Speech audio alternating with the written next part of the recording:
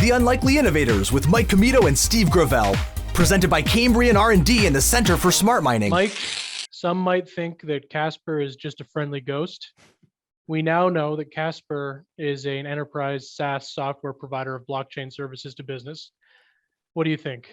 Oh, I think that was. I'm at a loss for words, Steve. I'm both parts impressed and disgusted by that. But I think I like where your creativity is at. I think the juices are flowing. Yeah. So you know what? I think I'm just one part impressed. The other part of disgust is gone now. Now that I'm into your headspace now. Yeah, you got to get in my head when I do these intros, right? It's going to be off the wall. It's not going to be straightforward. Of course, we had the co-founder and CEO of Casper Labs, Medha Parlikar, on today, and she schooled us in how blockchain works and how enterprises, how they're working for enterprises to adopt it, more than just individual use cases and pilots, but enterprise-wide, how blockchain can be adopted and help companies. So I think it was educational. I'm not going to lie, some of it still went over my head, but there were a couple of epiphanies for you and I. I finally understand how NFTs work in reality. And I think you had a really good case in point when it came to core logging. Yeah, no, I would say that I think this was probably the best like crash course that I've ever had. I think Medha does an excellent job at explaining it, right? And I think that's the key. And I think we've been fortunate enough, like on this show, of having CEOs and co-founders come on who live and breathe their tech or whatever their product is, but they're able to explain it in a way that anybody, whether it's the two hosts of this podcast or somebody who's not even in that space, can understand it and at least, maybe better make sense of how it applies to the world around them. Because again, I agree, it was one of those things that was happening in real time where, as she's explaining, I think, and I don't want to spoil it too much because she's going to get there, but the wheels are turning in my head as I start to think this cask NFT marketplace for rare whiskey, like this makes sense to me now. Now I understand more, because again, my understanding of NFTs is like the apes that you see online. Yeah, and so yeah. I'm still trying to grapple with like art and how utility, all that works. But then when you're actually thinking about it, like you have a fixed physical thing, but there's how do you validate and track and audit that in the digital space? And that's where I was kind of like, okay, I get this now, or at least I get it more than I did before. But no, I think an excellent communicator. I certainly have come away with, I think, a better understanding and appreciation for the role that blockchain plays in NFT markets. Yeah, and how dare us starve our audience any further on this same knowledge? So now we'll make that knowledge about blockchain fundamentals available to you as we now go to Medha Parlikar. Today we're joined by Medha Parlikar. Medha has had more than 30 years of tech experience and is considered one of the top women in blockchain. She started working with technology in the early 80s, building computers in her basement. She would go on to deliver production SaaS software for large companies, including Adobe, Omniture, and Avalara. Medha put her career on hold for 6 years when she had children and turned to martial arts as an outlet. We do have some questions about that a bit later. She made it her goal to become a black belt and actually achieved that goal 4 years later. What we want to talk to her most recently is Medha turned her attention to blockchain, and in 2018 co-founded Casper Labs.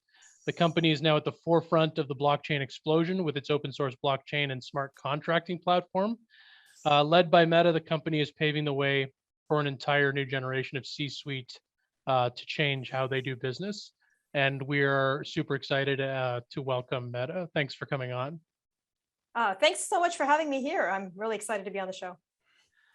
Now, the name of the show is The Unlikely Innovators. So we like to, without shoehorning in, we like to sort of understand sort of early on when we start talking to one of our guests is, how did you get from there to here?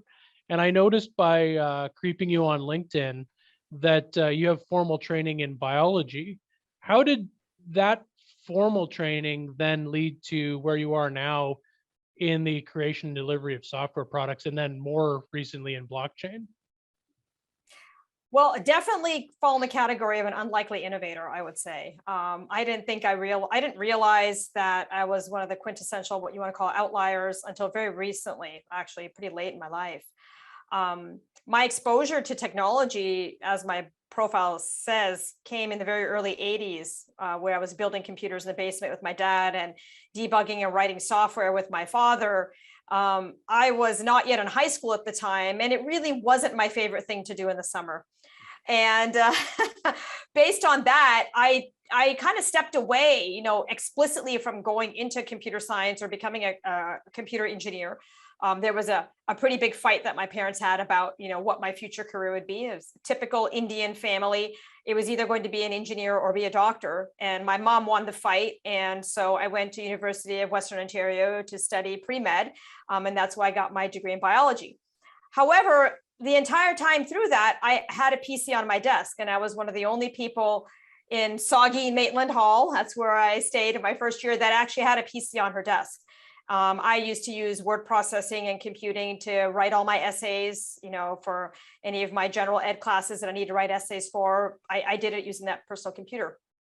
And so I didn't really realize that I just understood tech and how it worked at a very deep level for almost a decade, maybe almost 2 decades, before any of my counterparts had any access to that technology, right? Because I had such early access.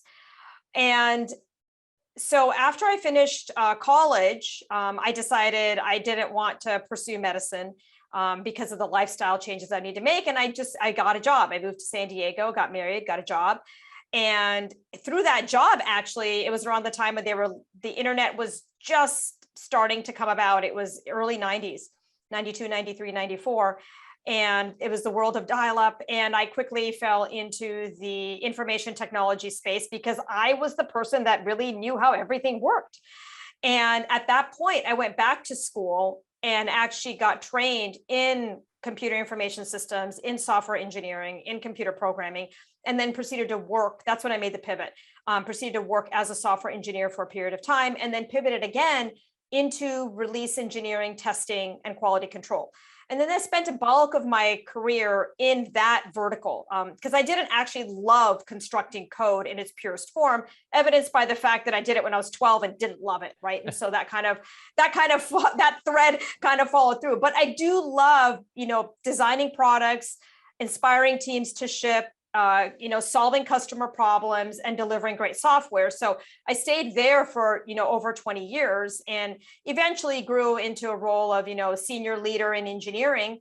Most recently, when I was at Avalara, responsible for a lot of tax compliance software for enterprise.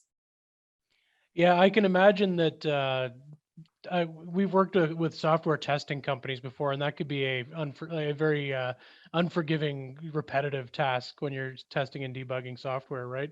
It's funny. I should also mention I stayed at MedSid at Western, and I had friends at Saugeen, so I remember making that trek over there with the very low ceilings. Exactly. I can imagine that PC on your desk now. Yeah, exactly. That's exactly right. It was pretty big. Took up a good chunk of my desk. Those desks are not big. No, they're all the same. Yeah, the PC, and then I had a printer too. Not a laser printer, but it was not a dot matrix. It was something in between a laser and dot matrix. So I actually had both pieces of equipment on my desk. So I did most of my studying in my bed. I didn't have room on my desk for anything else. And you mentioned, obviously, when you were building computers and debugging, stuff with your dad in the summer, it wasn't your favorite thing to do, but I guess obviously the timing of it probably worked out pretty well, right? Because again, with you being out, in San Diego at the time of, the internet era is coming to fruition and the .com boom. Do you ever look back on that and, it might have not been your favorite thing to do at the time, but think about how just everything kind of aligned for you once you graduated from university? It was interesting. I just kind of got drawn back into it because I had a natural aptitude for it. I was very good at it. I understood how these things worked, and I didn't know why. And I actually wasn't able to connect the dots as to why I had such an affinity for technology, having never studied it. And like I said, I had that epiphany pretty late in life. I probably had that. I think I had that epiphany just before I started Casper Labs, or even after I started Casper Labs, because I was wondering, what brought me here? And it was really that I had to dig into my past and really look at my past. And the funny thing is, that's when I actually learned about the fight. My father told me, he's like, your mom and I had a big fight about this because I told her that this is what she needed to do. He saw, technology as the future. And he told me very clearly that I needed to understand how these things worked because it would permeate every aspect of my life. And I guess he won in the end, right? He kind of got a good chuckle and a laugh out of that he finally won in the end. Lost the battle, but won the war, I guess. So yeah, he was really amused by that, the way the circumstance worked out. Sometimes parents know, right? We let the time you don't like to give them credit for setting you up, but in the end, sometimes it all works out. But one of the things we obviously want to talk to you about today, especially when it comes to Casper Labs, is blockchain. And I want to preface this question by saying that, and I think Steve already alluded to this in the intro, that him and I are certainly not blockchain experts by any means, but I find that it's become a talking point in a lot of conversations you have in your regular lives, whether it's at the family dinner table or at work. People are talking about blockchain, or they're talking about NFTs or Bitcoin. But I think a lot of the people that are talking about it don't necessarily have like a clear understanding of what it is they're talking about. They maybe get something from an article they read, or they heard somebody else say it, and then they're kind of just repeating what they've heard. So what we wanted to do with having you on the show, an expert in this space, what would be the way that you would kind of explain blockchain to a layperson, and what are the opportunities that currently lay ahead when it comes to business innovation, in the blockchain space? And obviously that's a very broad question, but we wanted to kind of throw it out there to see what your thoughts were on that. Yeah, for sure. So I think there's a couple of concepts that we can kind of ground in on when it comes to blockchain. So I think the first thing is blockchain doesn't necessarily mean cryptocurrency. I think in the conversations around the dinner table, these things tend to get conflated, and they just assume that blockchain is crypto and crypto is blockchain. That's not true, right? You can have blockchain without crypto, but you cannot have crypto without blockchain, right? So one is very strongly dependent on the other, but not the converse. Crypto is an application of blockchain technology, and blockchain technology underpins cryptocurrency, right? And it's a requirement. You can't have it any other way. That being said, why does blockchain, what value does blockchain bring to make crypto possible? Well, I like to think of blockchain as a trust protocol, right? So if you think of the internet, or HTTP, right, those 4 letters you see before every website, or HTTPS, that is the internet protocol. And the internet protocol, I like to think of as an information protocol. It's a way in which information can be transmitted over a wide area network using a very specific protocol, HTTP. And if you think of blockchain as a trust protocol, any information you pass through depending on the blockchain you're talking about, if you think of blockchain as a trust protocol, now you can trust the information that has been verified and validated by the blockchain as trustworthy. Now, that makes some assumptions around the source of the information, right? So if we're talking about fake news and that kinds of things, all it does is harden that information on the blockchain. But you can also think about it in the ways of tracking provenance or tracking account values, right? And that's how crypto gets its trust, is that you can get some guarantees around the supply of Bitcoin, right? Because it's secured by the blockchain trust protocol. That's the way I like to kind of separate the concepts, right? And there's a lot of blockchains out there, and understanding what a layer 1 is versus a layer 2 versus a protocol that runs on top of a layer 1. These are really complicated concepts for most people to understand. But I would say is, if you're going to get involved in any kind of project whatsoever, you should always do your diligence, right? If it goes from even donating funds to a charitable organization, you want to know where those funds are going.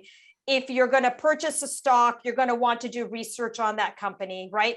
If you're going to get involved with anything, even a company you're going to go work for, you're going to do some diligence on that. And you should do the same level of work and the same level of diligence when you get involved in any project, right? And I think crypto just follows those already existing patterns. It shouldn't be any different. I want to pick up on blockchain as it relates to Casper Labs. I mean, I think that I understand blockchain just from a couple past jobs I've had. But what we've been sort of struggling with, at least in the Canadian ecosystem, is then how is blockchain applied in a way that makes business sense, that makes companies function more optimally and take companies to the next level. So I want to give you the opportunity to talk about what Casper is doing, but I want to set it up sort of this way. It seems to be an increasingly crowded field of companies that either purport to use blockchain or that are blockchain enabled or have a solution that is underpinned by that technology. How would you differentiate what Casper Labs is doing as an offering versus the sort of glut of companies that we see out there? Yeah, so I would say the space is getting crowded. A lot more players are in the blockchain space. There's even a lot more layer ones in the space, right?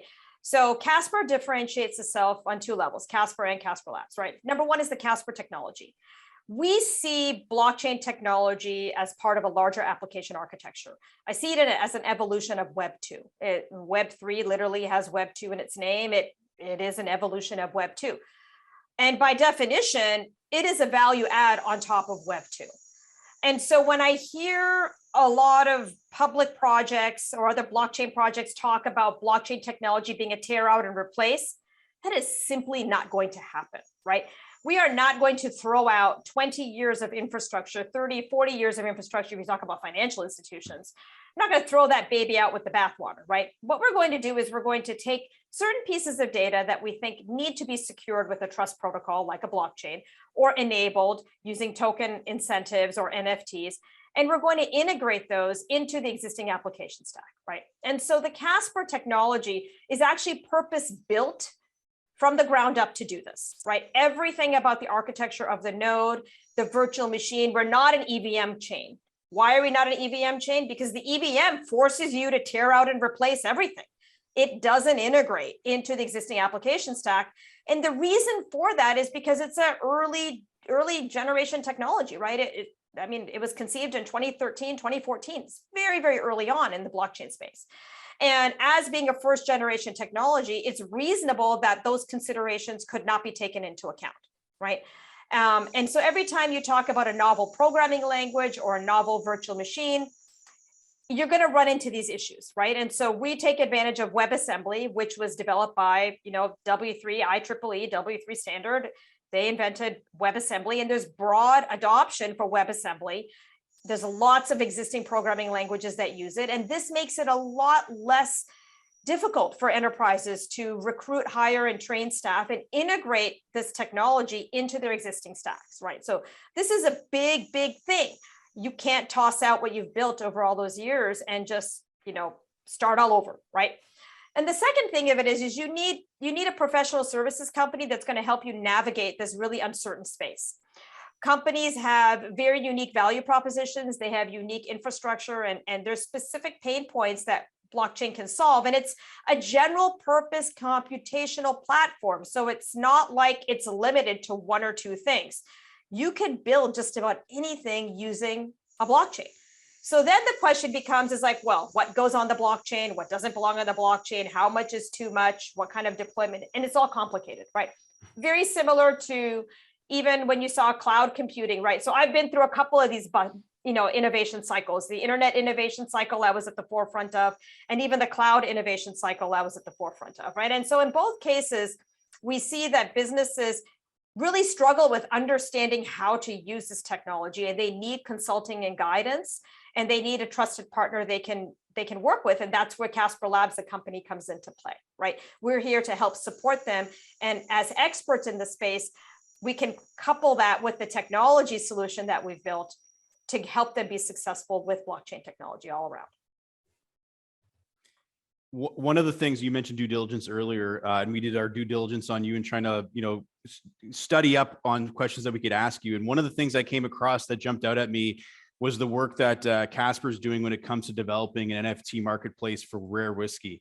I guess I would say I'm a whiskey drinker. Irish whiskey's has been my go-to for a number of years, but I've kind of switched to bourbon in a little bit. But again, we don't need to get into my affinity for spirits. What I want to ask you more about is that NFT marketplace for rare whiskey. Can you talk a little about how all that works and what that entails? Yeah, so it's really quite fascinating. So NFTs, if your audience doesn't know, they're non-fungible tokens. They're a great way to represent the real world, right? You can't buy food with a chair because you can't dice the chair up into small bits and still have it retain its value. It's not fungible. Similarly, because it's very similar to the real world, there's things that you can represent using blockchain technology, like rare whiskey casks, where previously, if you wanted to invest or buy a rare whiskey cask and hold on to it 10, 15, 20 years, there wasn't any way to track your provenance. And once you bought it, you're kind of stuck with it unless you talked to the guy you bought it from, who kept literally like a book and a ledger, right? The way fine art is sold, right? Same process. There's a very select group of collectors that engage in this kind of purchasing. So you have a very limited audience to sell the whiskey cask, right? So now imagine just blowing that all up in the manner where like now suddenly you can create an online marketplace. You can track the provenance in terms of who owns which where whiskey cask. You can actually take that NFT that represents an actual cask because it's got specific storage requirements. You can take that NFT and you can basically drop it into an auction contract, and you can just let that auction just run right on the site, and people can bid on your cask. And then when the auction closes, you can do a blind auction or an open auction or a Dutch auction, depending on what your preferences are. It's all automated by the blockchain. So people can securely submit their funds, submit their bids to this contract. Escrow is a wonderful use case. An auction is basically an advanced escrow account where the contract provides the escrow functionality, and it basically programmatically decides who the winner is when the auction runs out, right? And this is something that Metacask has developed on the Casper protocol. And what's really unique about what they've built is, the Casper protocol supports upgradable and modifiable NFTs. And so Metacask has a responsibility as the custodian, right? They're providing a custody service for the cask. They have a responsibility to provide updates on the health and well-being of the cask, the volume of the cask, the alcohol content of the cask, the storage, right? Auditing, right? Of storage. And as a buyer, I would want to see all of that on the blockchain, right? And so they can do this on the blockchain directly within the Casper NFTs, because the NFTs do support mutable metadata on chain. And a lot of the other NFT protocols you're going to find on other blockchains don't support this notion of on-chain mutability, right? Like if you want to have something that changes in the NFT, you got to store it off-chain. But the minute you store it off-chain, you can't trust it, right? So I want some guarantees that the whiskey cask has been checked on regularly. I want some guarantees around the alcohol content. I want some guarantee. These are things that are important to me as a potential purchaser of this cask. So through this mechanism with blockchain, you can build actually an e-commerce website, right? That's backed by the blockchain, or a Web3 website, where all of the provenance for all the casks that you're custodying can be tracked, trusted, and audited for future potential buyers. And this gets you greater exposure, right? You get a lot more exposure and a much larger customer base than you could ever before. Right now, it just opens up the field for more people to participate. I don't want to overstate this, but I actually think the example you just used, I don't know if it's because I also like whiskey, but it actually explained NFTs and its actual tie to the physical world better than I think I've ever heard before. So I actually have already taken something from this podcast that will actually change how I view this. And it actually allows me to ask this second question a bit more, or this next question a bit more informed. I told you before we started recording that we run a research center that focuses on mining, and a huge part of what mining is dealing with right now is ESG compliance. So environmental, social, and governance responsibility.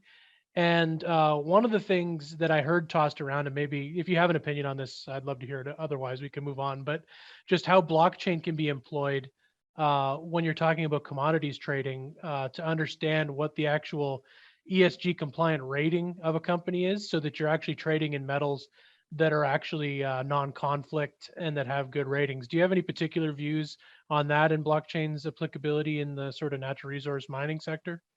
Oh, well, yeah, absolutely. Right. So there's a lot of different ways where now, again, the data source, you want to try to get the provenance for the data as close to the source as possible. Right. And so what you would need to do is at the mining sites, there would be mechanisms by which that data would be pushed into, right, those commodities in terms of tracking, right, tracking the metrics, right? Whatever those KPIs are, whatever those key performance indicators are, you would basically track those to ensure that they are remaining compliant. Compliance is a huge vertical for a blockchain, right? Because think about it, audits are all about trust and verifiability, right? That's literally what an audit is about, right? So if you want greater auditability and compliance and transparency, blockchain technology is absolutely perfect for that, right? And you really want the blockchain technology to be grounded in a trust anchor, right? So you want to have decentralized blockchain technology, even if you're a centralized entity, right? Mm-hmm. You can anonymize the data, but you want to be able to put some guarantees that the data hasn't been tampered with, right? As it's published, right? As you're collecting that data, you want to get guarantees that that data hasn't been tampered with. And a decentralized public blockchain is really great for that. And you can do that and keep the data anonymous, right? There's very easy tools to do that. I'm going to put myself into a very vulnerable position right now because I'm going to say something that I don't know if it actually makes sense, but I'm thinking based on Medha, what you said about the Cask NFT marketplace and what Steve asked about ESG when it comes to mining.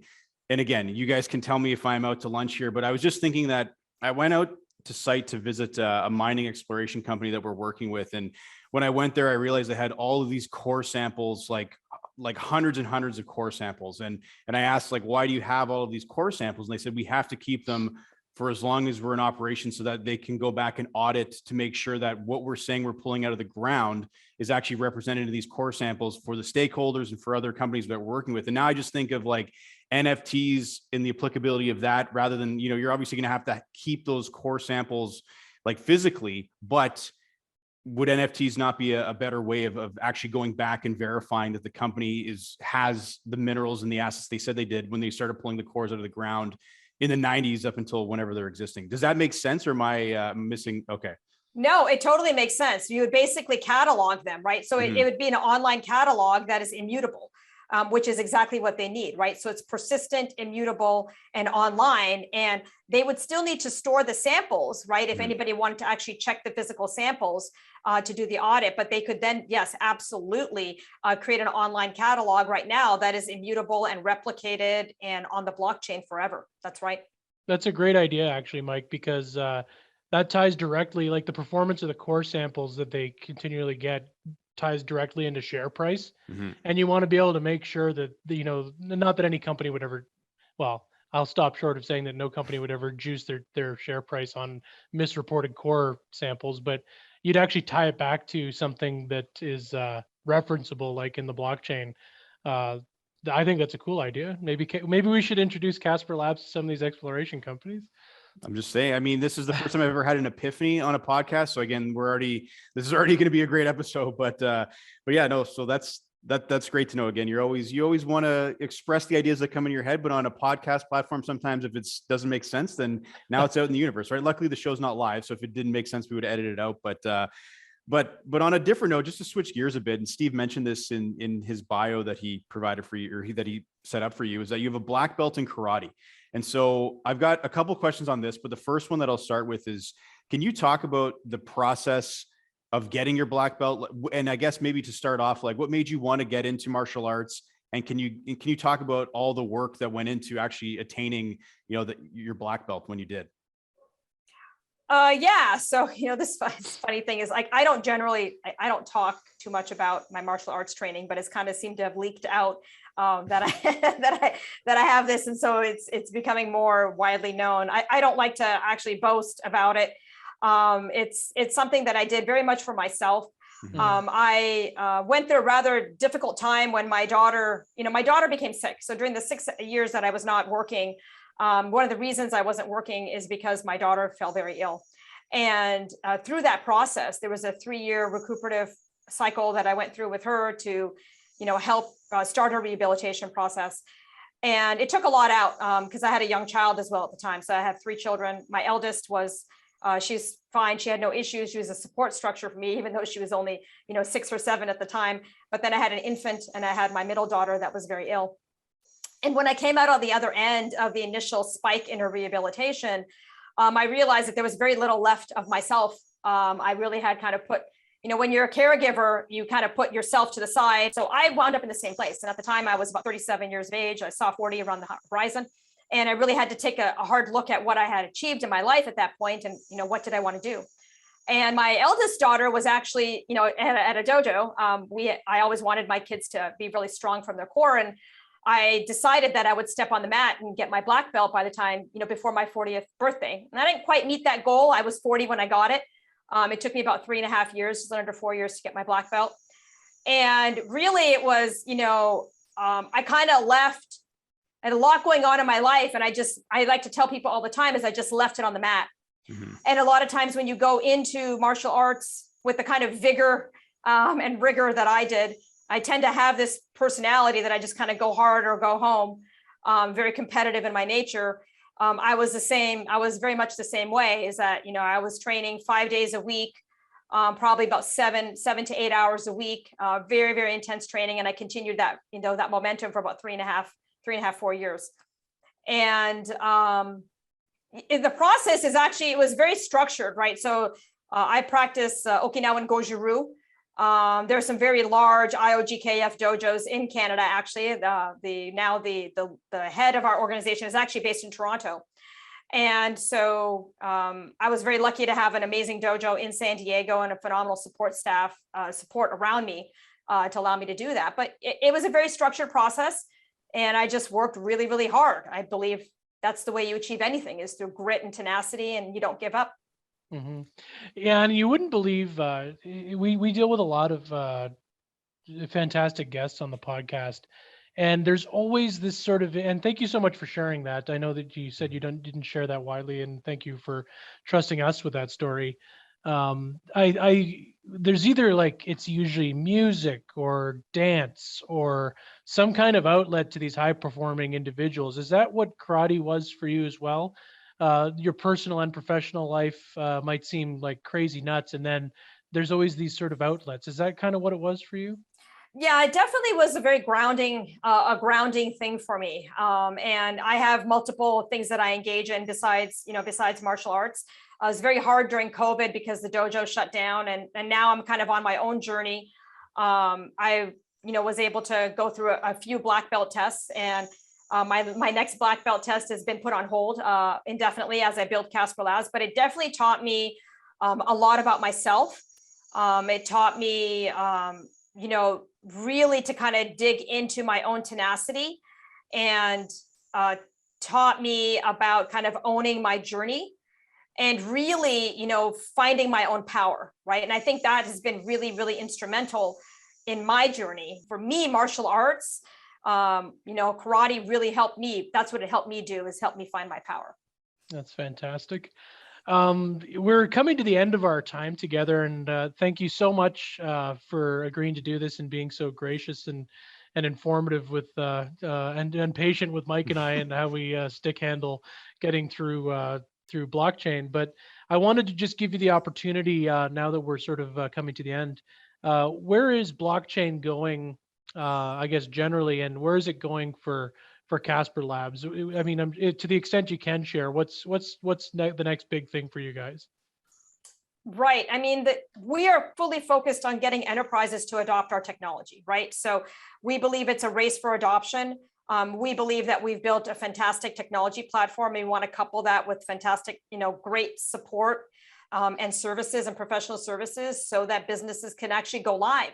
A lot of businesses have been piloting and toying and tinkering with blockchain technology, but they haven't been successful.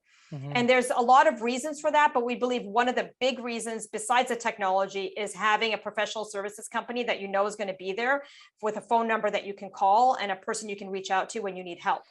And it is a new and very complicated technology. And so we're fully focused now on enterprise adoption of our software. That has been our focus. That's awesome. Yeah. And I mean, daunting. We've seen so many examples, even in the Canadian context, of enterprises that have tried to adopt blockchain, and there's been a lot of fits and starts. Our hope is that Casper Labs can sort of bridge that gap, and we hope you're first to do so. So thank you so much, Medha Parlikar, for joining us today. We had a great time, and hopefully we've all learned a bit more about what blockchain can do for business. Thank you so much for having me on. It was great. Oh, thanks again. Yeah, I definitely learned a lot. So I appreciate you coming on. I'm sure our listeners will feel the same as well. Cool. Thank you. Steve, you could actually pinpoint the moment when Mike realized, Yeah. that he understood NFT marketplace, right? It was like when Ralph's heart broke. That's If exactly- we could have ran the tape back, we could tell when the light bulb went off in your head. And you Yeah. know what else we can do? To some degree, before we jumped on the call with Meta, we had been asked by one of our electronics engineers. The way it went down was we said, "Hey, we're going to go learn about blockchain," and John Moon, our electronics engineer, said to us, "Hey, when you find out, why don't you explain it to me?" So I know he's a smart man.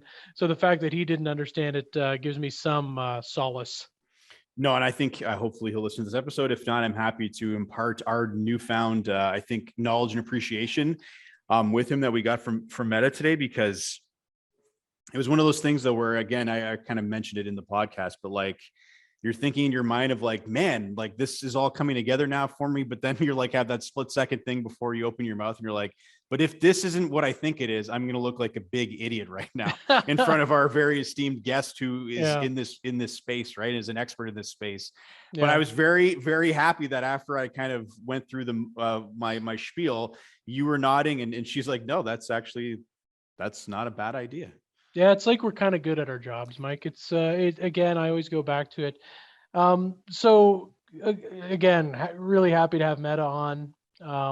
If there are any companies out there that saw anything in the discussions we had about Casper Labs, we're fine to be that conduit. If any of the use cases we talked about is meaningful to you, do get in touch and we can be the bridge to connecting you. Well, I think that's all that needs to be said, right, Steve? Yeah, I think that's it. Remember we used to say that at the end of the podcast? I think that was part of the evolution of the podcast, where we realized we didn't have to have an ongoing bit at the end of every episode of some sort of callback. And I guess it's back, baby. It's back. No, it's season 2. We've grown up a little bit now, so we're dropping the old bits. We're still keeping the old 90s references to movies at the intro. Absolutely. Yeah. Wait, did you think I was talking about the Devon Sawa Casper hit or the cartoon? That's the only Casper that comes to my mind. Is and I, her name escapes me, but she was Wednesday in the Addams Family, which is also a movie that came at a formidable time in my life. How embarrassing! I forget her name too now.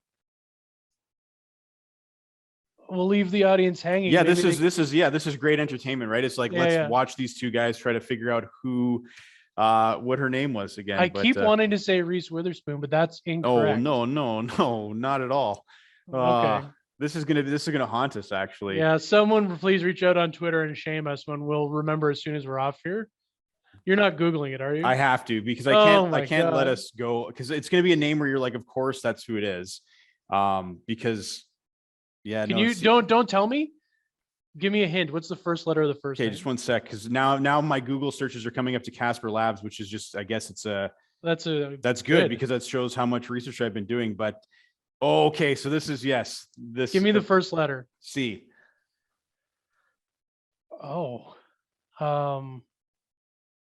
Second letter? I'm not giving you that, but I'll tell you that there are 2 C's in her last name. Christina Ricci. Yes, there you go. Anyway, we've kept the audience too long. Have a good evening, everyone, or whenever you're listening to this. Yeah, or good morning. This is a great way to start your mornings with this. So thanks Let's again. Get out of here. We'll see you next week. Bye. The Unlikely Innovators with Mike Commito and Steve Gravel. Presented by Cambrian R&D and the Center for Smart Mining.